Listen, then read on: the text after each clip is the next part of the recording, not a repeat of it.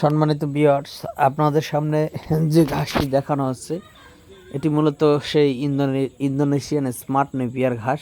এটি মূলত গরু, ছাগল, ভেড়া, মহিষ, গারল যে কোনো গবাদি পশুর জন্য আপনারা এই ঘাসটি চাষ করতে পারবেন। খুবই নরম এবং মিষ্টি ঘাস এবং খুবই রসালো ও স্বাদযুক্ত ঘাস। প্রায় 22 থেকে 25% প্রোটিনযুক্ত ঘাস। বর্তমান বাংলাদেশের সবচেয়ে বেশি হাই প্রোটিনযুক্ত ঘাস বলা হয় কিন্তু এই ইন্দোনেশিয়ান স্মার্ট নেপিয়ার ঘাসকে।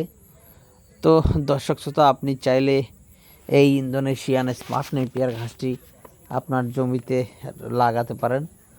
পাশাপাশি আমাদের কাছে যারা ওয়ান হাইব্রিড ঘাসের কাটিংটি রয়েছে এবং জাঞ্জিবার হাইব্রিড এবং তাইওয়ান হাইব্রিড ঘাসের কাটিংটি রয়েছে এখন বর্তমানে। গুয়াতিমালা ঘাসের কাটিং আপাতত শেষ হয়ে গেছে, তবে পরবর্তীতে গুয়াতিমালা ঘাসের কাটিংও দেওয়া যাবে। তো দর্শক, আজকে ভিডিওটি এখানে শেষ করব। সকলকে অসংখ্য ধন্যবাদ।